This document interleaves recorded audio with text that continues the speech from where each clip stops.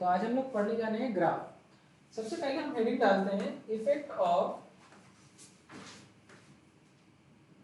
Temperature. किसका effect देख रहे हैं हम? टेम्परेचर का। किस पर? EMF of galvanic cell. Temperature का क्या इफेक्ट है गैल्वानिक सेल पर? ठीक है, तो ईएमएफ में क्या असर आता है? इस पूरे सिचुएशन में हमने सबसे पहले किसको कांस्टेंट ले लिया? कॉन्सेंट्रेशन को। दोनों ही हाफ सेल में हम क्या कांस्टेंट रखेंगे? कॉन्सेंट्रेशन को कांस्टेंट रखेंगे। इसका मतलब क्या होता है? अच्छा, कंसंट्रेशन का यूज कहाँ होगा? तो कहेंगे सर वही इक्विलिब्रियम वाली जो रिएक्शन है, रिएक्शन क्वोशिएंट निकालने में क्या होता है? Concentration of product upon concentration of reactant. क्या निकालते हैं? Concentration of product upon concentration of reactant, यही होता है ना। अच्छा, अभी यहाँ पर देखिए कि कोई भी सेल है तो उसका जो स्टैंडर्ड ईएमएफ है, क्या है? उसका जो स्टैंडर्ड ईएमएफ है ये क्या होगा? फिक्स होगा कि नहीं होगा? किसी स्पेसिफिक टेम्परेचर पर इसका जो ईएमएफ है, स्टैंडर्ड ईएमएफ है, वो क्या होगा? कांस्टेंट होगा ना। चलो अब यहाँ पर हम बात करते हैं कि ये जो और कोई भी एक केमिकल रिएक्शन है, क्या है?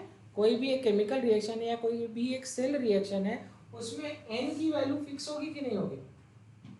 हाँ ना, एन की वैल्यू तो फिक्स होगी। तो यहाँ पर ये वाला कांस्टेंट है, रिडबर्ग कांस्टेंट, फैराडे ये भी कांस्टेंट हो गया, और आपने इसको भी कांस्टेंट ले लिया। ठीक है, तो इसका मतलब आपने कितनी चीजों को कांस्टेंट ले लिया? इतनी चीजों को कांस्टेंट ले लिया। बहुत सारे कांस्टेंट को अगर तुम डिवाइड करो, मल्टीप्लाई करो या सॉल्व करोगे तो एक स्पेसिफिक वैल्यू आएगी ना। अब हम इस स्पेसिफिक वैल्यू को क्या कह दिए? क्या मान लिए? ए मान लिए। क्या मान लिए? ए। क्या मान लिए? ए।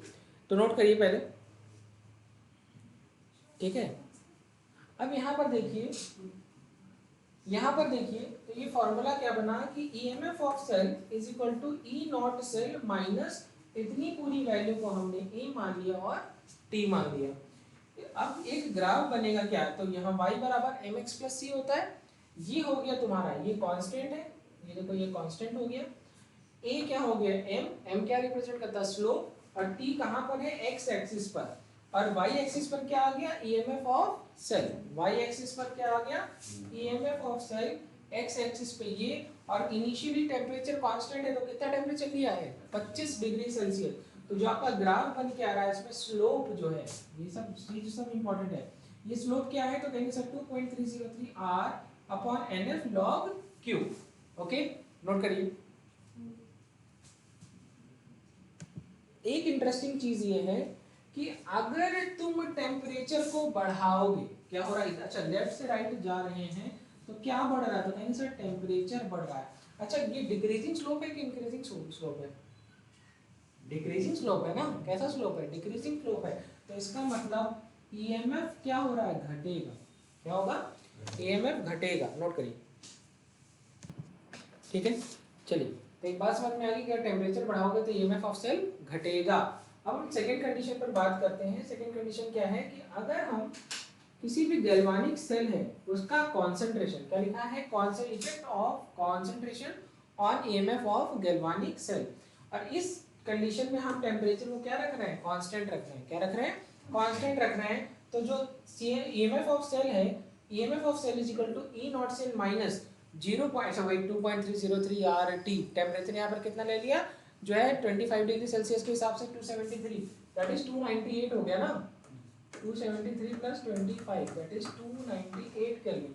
तो 2.303 उसका रेडबर्ग कांस्टेंट की वैल्यू, और उसके बाद टेम्परेचर, और नीचे हमने किसे एफ से डिवाइड कर दिया। तो ये जो पूरी वैल्यू को जब तुम सॉल्व करोगे तो आंसर कितना आएगा? 0.059 अपॉन एन लॉग क्यू। ठीक है, तो एक बात समझ में आई कि अगर हम कंसंट्रेशन को बढ़ाएंगे, किसको बढ़ाएंगे? कंसंट्रेशन को बढ़ाएंगे तो सेल का जो ईएमएफ है वो क्या होगा? घटेगा। क्या होगा? घटेगा। तो नोट कर लीजिए कि EMF of cell is inversely proportional to log Q. तो इसका मतलब क्या है कि अगर आप कंसंट्रेशन को बढ़ाओगे तो सेल का ईएमएफ क्या होगा? घटेगा। नोट करिए। इसका मतलब अगर मैं दूसरी भाषा में ये बोलूँ, अच्छा ये होता क्या है? तो कहेंगे सर अगर मैं बात करूं concentration of product upon concentration of reactant, यही तो होता है।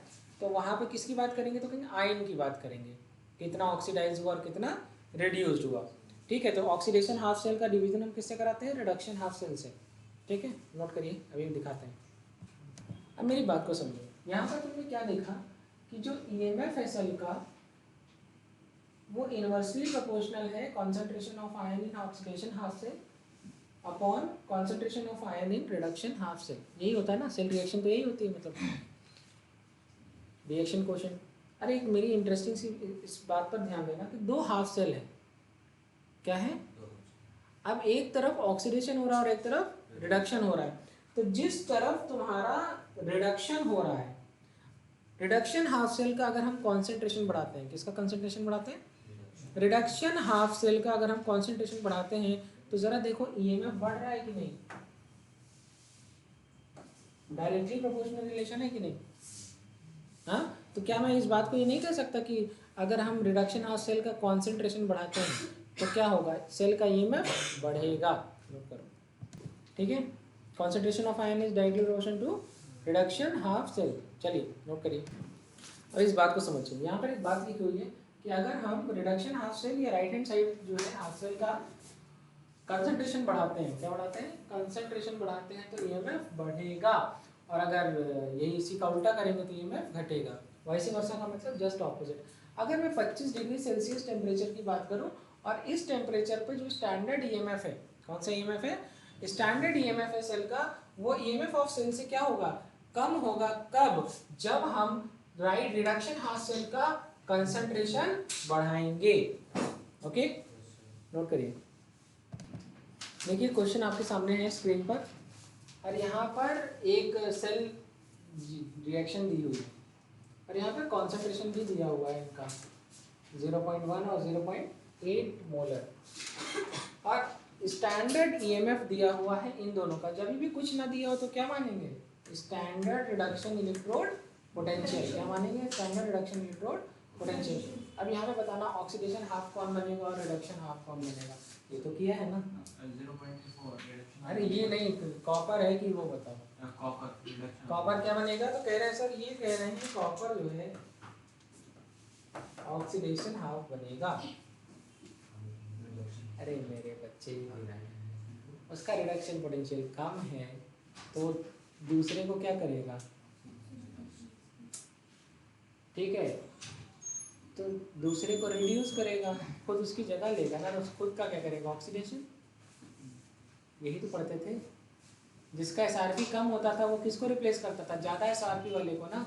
जिसका एसआरपी ज़्यादा होता था उसका क्या होता था, तो जा करके वहाँ पर वो होता था ना, रिड्यूस। अरे Ag प्लस से Ag बन के जाके डिपॉजिट होगा ना। कभी भी ऐसे दिमाग में सिर्फ एक चीज़ दिमाग में रखो, एक बार एक चीज़ को पकड़ लो। जैसे तुमने मान लो पकड़ लिया कि सोडियम और हाइड्रोजन, एक ही को पकड़ लोगे हमेशा क्वेश्चन सॉल्व होगा, कभी फंसोगे नहीं। तो सोडियम का एसआरपी कम और हाइड्रोजन का एसआरपी ज़्यादा, तो कम वाले ने ज़्यादा वाले को निकाल दिया, और निकलेगा क्या, तो आयनिक फॉर्म में निकलेगा ज़रूर, तो डिपॉजिट हो जाएगा क्या, आयन हमेशा किस फॉर्म में होगा, एटॉमिक फॉर्म में ना। या तो एटम है तो नॉन मेटल है तो एटॉमिक फॉर्म में, और नॉन मेटल है तो मॉलिक्यूलर फॉर्म में। मतलब जीरो ऑक्सीडेशन स्टेट होनी चाहिए। क्या होनी चाहिए, अब मुझे बताना, जीरो ऑक्सीडेशन स्टेट है मतलब H प्लस है और H2 है। H प्लस में कितना ऑक्सीडेशन स्टेट, +1। H प्लस जितना पॉजिटिव चार्ज उतना ऑक्सीडेशन स्टेट। अच्छा H2 तो बताना, तुम मुझे बताना, मेरे और प्रशांत सर की ताकत सेम है, ठीक है, जितना उन्होंने लगा होता है मैंने भी लगाया। तो कभी भी अगर सर गुस्सा होंगे तो क्या मेरा वाला भी लेके चल जाएंगे सामान। इसका मतलब हम लोगों के बीच में ताकत बराबर है, तो दोनों में ताकत का डिफरेंस क्या है, 0। इसी तरीके से ताकत को रिप्रेजेंट करते हैं इलेक्ट्रोनेगेटिविटी से, किससे, और दोनों की, जैसे फ्लोरीन और फ्लोरीन, तो दोनों, अच्छा एक फ्लोरीन का अगर इलेक्ट्रोनेगेटिविटी वैल्यू मान लो x है तो दूसरे वाले की भी तो x ही होगी। x माइनस एक्स कितना होगा, दोनों के बीच में डिफरेंस करोगे तो, डिफरेंस मतलब निगेटिव, मतलब कम करना, घटाना। कविता नहीं समझ रही है, x माइनस एक्स कितना होगा, 0। अरे मान लो 2 माइनस 2 करोगे 0 आएगा ना। तो जब दोनों के बीच में ताकत बराबर है तो दोनों के बीच का डिफरेंस क्या होगा, 0। जब डिफरेंस 0 होगा तो कोई चार्ज डेवलप होगा ना। हम प्रशांत सर का कुछ लेके गए ना प्रशांत सर मेरा कुछ लेकर के गए, दोनों वो हमको कहेंगे क्या, अरे मेरा सामान रख लिया, नहीं कहेंगे ना, अपने भर का सामान ले गए। तो इसका मतलब क्या है, दोनों में कोई चार्ज डेवलप नहीं होगा। तो इसका मतलब हो गया रिडक्शन, न्यूनीकरण, राइट। तो +1 से 0, +1 से 0, +1 से क्या हुआ 0, तो क्या हुआ इलेक्ट्रॉन, एक इलेक्ट्रॉन कम था सोडियम के पास, उसने एक इलेक्ट्रॉन ले लिया, अब उसके पास बराबर हो गया ना। ये तुमसे किसी ने 1 रुपया ले लिया और तुमको किसी ने 1 रुपया दे दिया, तुम्हारा बराबर हो गया हिसाब ना। तुम्हारे पास चार्ज कोई डेवलप होगा नहीं ना, तुम्हारा क्या होगा रिडक्शन। और रिडक्शन राइट हैंड साइड होता है कि left hand side? Right hand side. और राइट हैंड साइड रिडक्शन होता है।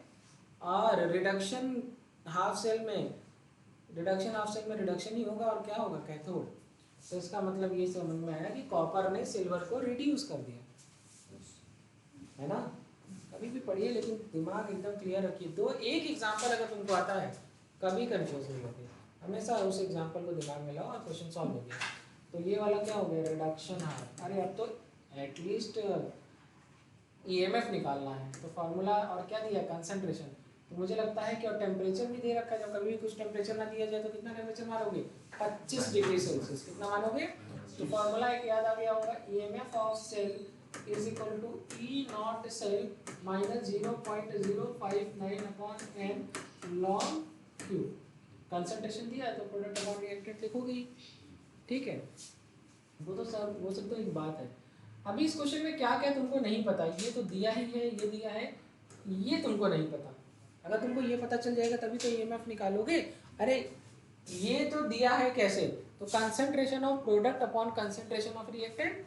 एक सेल रिएक्शन लिखो, सेल रिएक्शन कैसे लिखते हैं, तो कहेंगे सर हमने कुछ ऐसा लिखा होगा कि कॉपर हमारा, कॉपर प्लस जो भी रहा होगा, और यहाँ पर Cu+2 बना होगा, और यहाँ पर ये सिल्वर रहा होगा, क्या होगा 2 सिल्वर आयन रहा होगा ना, ये रहा होगा।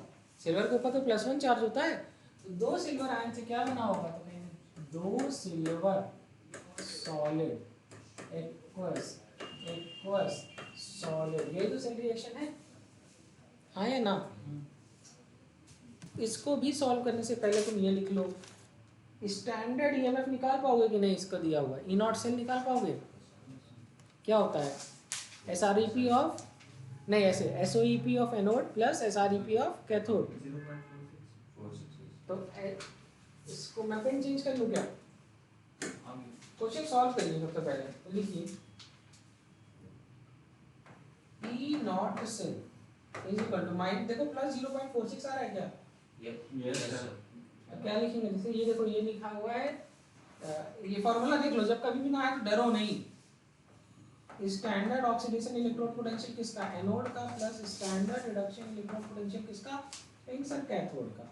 अब ये दिया है किसके, रिडक्शन के फॉर्म में, और किसको कन्वर्ट करना है किस फॉर्म में, तो कहेंगे सर ऑक्सीडेशन के फॉर्म में। तो रिडक्शन के फॉर्म में दिया है, ऑक्सीडेशन के फॉर्म में करना है, तो क्या फॉर्मूला लगाते हैं, साइन चेंज कर देते हैं, क्या कर देते हैं। तो क्या हो जाएगा, अगर मुझे SOEP बनाना है तो मैं लिख दूंगा -0.34, मैं इसको लिखूंगा -0.34, और प्लस क्या लिखूंगा, ये तो उसी फॉर्म में लिखोगे, कितना हो जाएगा +0.80। तो इसको सॉल्व करोगे तो +0.46 वोल्ट आ गया, यस सर। आया ना, ठीक है। अब तो सब कुछ दिया हुआ है। अगर तुम इसको देखोगे तो इसमें n की वैल्यू क्या आ जाएगी 1, n वैल्यू क्या आ जाएगी 1, और n की वैल्यू 1 लिख दोगे तो फॉर्मूले में ये n की जगह क्या लिख दोगे 1 log Q, concentration of product क्या होगा, तो कहेंगे सर Cu की जगह Cu+2 आया ना। अच्छा इसमें डर लगता है ना कि क्या बना है, हैं? कौन सी चीज़ प्रोडक्ट में आएगी, कौन सी चीज़ रिएक्टेंट में आएगी, थोड़ा सा डर लगता है। करके सिखा दूं, आयनिक इक्विलिब्रियम और केमिकल इक्विलिब्रियम में एक चीज़ पढ़े थे, इस साइड में प्रोडक्ट होता है और इस साइड में रिएक्टेंट। अच्छा कोई भी चीज़ अगर अपने एटॉमिक या मॉलिक्यूलर फॉर्म में दी है तो या सॉलिड स्टेट में है तो उसका कंसंट्रेशन कितना मानते हैं 1, क्या मानते हैं 1। ये पढ़ा है कि नहीं पढ़ा है, ये वाली पूरी वैल्यू क्या होगी 1, और ये वाली वैल्यू कितनी दी हुई है, तो कहेंगे सर वहाँ दिया है 0.1 मोलर, और अच्छा यहाँ पर ये क्या हो जाएगा 1, और ये कितना दिया है 0.8, तो ये फार्मूले में यहाँ पर हो जाएगा log 0.1 अपॉन 0.8। अब यहाँ पर देखो, ठीक है, अब 8 8 कितना होता है अच्छा यहाँ पर जो तुम्हारा वो दिया है इसको ये वाला पार्ट यहाँ पर इस तरीके से लिखा होगा, तुमने अगर कभी बनाया होगा तो ऐसे लिखा होगा Q is equal to concentration of product upon concentration of reactant, ऐसे लिखा होगा। अब यहाँ पर तुमने यहाँ पर कितने प्रोडक्ट हैं? 2, तो एक ये लिखा होगा Cu+2 और एक बनाया होगा Ag की पावर। अच्छा, जो चीज़ स्टिकियोमेट्रिक कोएफिशिएंट में होती है किसमें जाती है? पावर में। किसमें आती है? पावर में। अब यहाँ पर तुमने क्या लिखा होगा? तो कहेंगे सर यहाँ लिखा होगा हमने Cu और यहाँ लिखा होगा हमने Ag प्लस और इसकी पावर तो शायद नहीं आ रहा है। क्लास 11th पढ़ा है, equilibrium chapter class 11 physical chemistry, वहाँ का थोड़ा सा पार्ट है, आप सीख जाओगे। अभी तो मत, अभी खाली इसको ध्यान दो। अच्छा, जो चीज़ अगर एटम के फॉर्म में, किस फॉर्म में? सॉलिड स्टेट में, उसका किसकी वैल्यू क्या हो जाएगी? या तो 1 लिख दो या तो नेग्लेक्ट कर दो। तो यहाँ पर ये हो जाएगा, यहाँ पर ये हो जाएगा, यहाँ पर ये हो जाएगा Cu+2 कितना है? तो कहेंगे सर 0.1, इसका मल्टीप्लाई 1 से कर दो अपॉन ये क्या हो जाएगा 1 और इसका मल्टीप्लाई यहाँ पर क्या है? तो लिखोगे 0.8 की पावर 2, क्या हो गया? 0.64। क्या हो गया? 8 8 64 होता है ना, 8 8 64। अरे कोई सॉल्व भी कर रहा है कि 0.8 इंटू 0.8 करोगे तो कितना आएगा? 0.64। कैसे करते हैं? 8 8 64 आया और 2 वैल्यू के पहले डेसिमल है तो ऐसे लगाते हैं। ये सब आना चाहिए।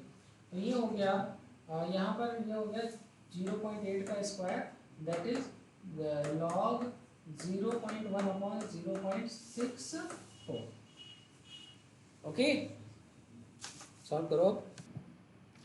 एक चलो इसको सॉल्व कर लो। n की वैल्यू कितनी हो जाएगी? 2, उसको लिख लेना, 2 लिख लेना। 2 का चेंज आ रहा है ना, वो लिख लेना बेटा।